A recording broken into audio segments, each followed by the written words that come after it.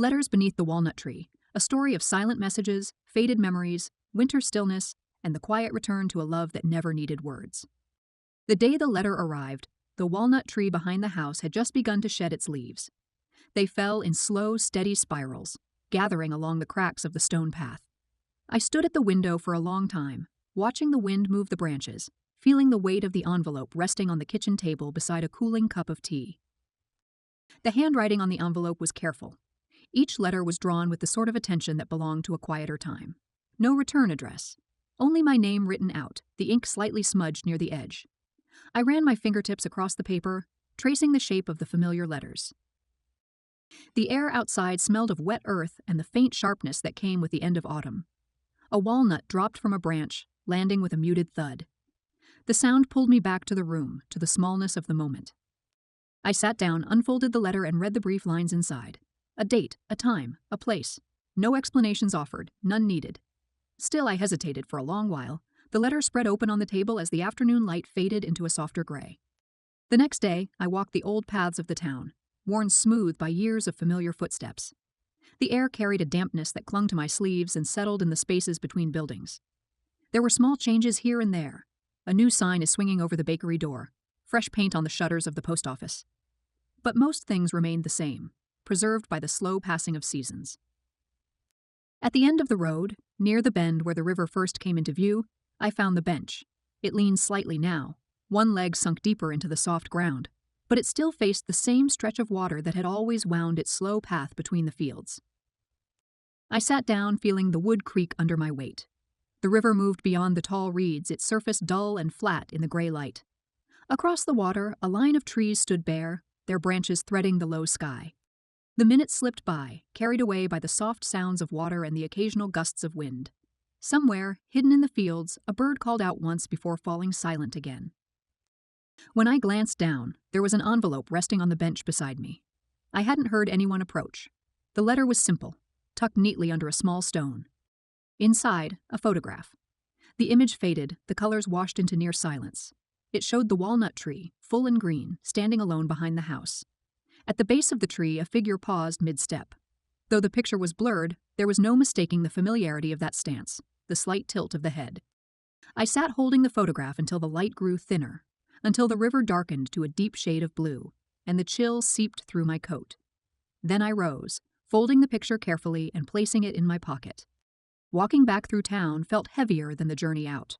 The streets stretched longer, the houses leaning inward with the early evening shadows. Yet something inside felt steadier than before, anchored by the quiet weight of the letter pressed against my heart. At home, the walnut tree waited, its branches bare against the deepening sky. A few stubborn leaves clung near the top, catching the last weak light. I stood for a moment before heading inside, the photograph burning a quiet presence in my pocket. The days that followed slipped by in the slow rhythm of winter's arrival. Each morning the frost clung a little harder to the grass, and each night the darkness pressed down a little heavier. Still, I moved through my days with a sense of something shifting beneath the surface, waiting. The second letter arrived tucked inside a worn book left at the garden gate. No handwriting this time, just a pressed camellia folded inside a thin sheet of paper. The petals were dry and brittle, pale against the muted brown of the stem. It was a memory pressed into something tangible, offered without explanation. I placed it carefully between the pages of an old journal and returned to my routines, carrying the quiet echo of the gesture with me. The third letter came hidden under a stone at the river's edge. The fourth, tucked into the hollow of the bench's broken leg. Each message was small and deliberate. A scrap of music, a sketch of the hillside in spring, a worn key tied with a piece of twine. Each one marked another step down a path laid out without words, stitched together by shared memory and a willingness to listen to the spaces in between. Winter thickened around the town, muffling the edges of the world. The river slowed, and the fields froze into pale gold sheets. In the evenings, I sat by the fire with a blanket around my shoulders, the letters spread out before me like pieces of a map. The world outside shrank to the size of the small circle of light from the lamp, the walnut tree a dark shape beyond the frost-blurred window. I waited, without expectation, without certainty. I waited because something in the simple offering of those letters asked me to. The final letter came on a morning when the air felt sharp enough to crack. The sky hung low, thick with the color of unfallen snow. I found the envelope resting on the windowsill beside the tea I had not yet poured, its edges lined with frost. The paper was thicker than the others, cream-colored and smooth, as if it had been kept hidden for years. Inside, a small wooden box waited, carved simply but with deliberate care. The lid opened with a soft click, revealing a tiny music box nestled inside, its brass key glinting faintly in the winter light. When I turned the key, the melody stumbled at first, then found its rhythm. Notes rose from the box like forgotten breath, tentative and fragile. The tune was one I recognized, not from the radio or a concert, but from memory. It had lived in the background of another time, another place, carried in the hush of an old garden or the echo of a closing door. As the music filled the room, something inside me settled. Not resolution, but recognition.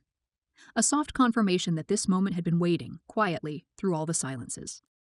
I placed the music box beside the others, the letters, the photograph, the pressed flower, and the key, and watched as the snow began to fall, soft and steady. Outside, the world blurred into white. Inside, the room held its shape, warmed by the sound of a fading tune. Later that day, wrapped in layers of wool and memory, I followed the familiar path down the lane. The town had fallen into stillness, its corners softened by snowdrifts and hush.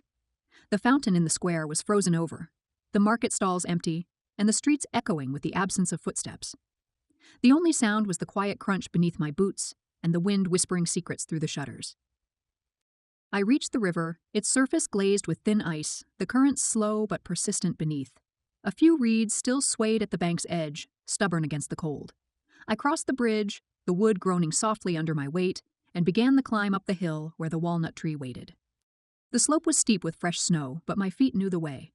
I had climbed this hill in dreams, in memory, and in longing, and now in presence. At the crest, the walnut tree stood alone, its bare limbs reaching out like arms remembering how to hold. Snow clung to its trunk and lined the ridges of bark.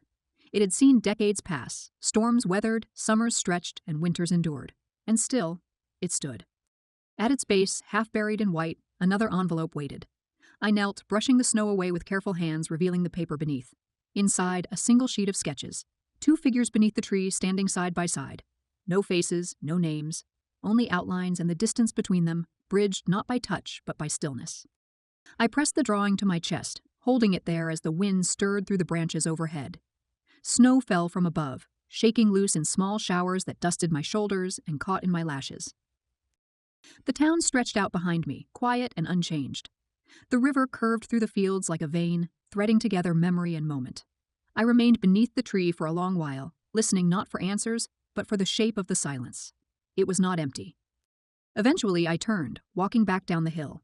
Snow thickened as I moved, covering my footprints almost as soon as they were made. The path home stretched before me, long, pale, and waiting. I followed it without hesitation, the sketch tucked safe within my coat, the music still humming softly in the corners of my mind. Back at the house, the music box waited on the table, silent now but still full of song. The garden lay hidden under snow, but the shape of the walnut tree behind the house held firm, dark against the fading sky. In the days and weeks that followed, winter began its slow retreat. The sun lingered longer in the sky, the frost loosened its grip on the ground, and the first green shoots began to press through the thawing earth. Life returned not in grand displays, but in quiet insistence. The letters remained in their box beside my bed, each one a thread in the tapestry of something larger than memory, something felt, not named. The music box stayed on the windowsill, its brass key catching light in the afternoons. I visited the tree often. In spring, I sat beneath its canopy as new leaves unfurled. In summer, I lay in the grass while the branches murmured in the breeze. The world turned gently, slowly, and I turned with it, not waiting, not grieving, simply being. Sometimes, when the evenings grew long and the garden filled with shadows, I would wind the key and let the music drift into the room. It echoed off the walls, filled the spaces between breath and thought, and reminded me of the quiet invitation that had changed everything. Not a beginning, not an ending. Simply a place to remain. And it was enough.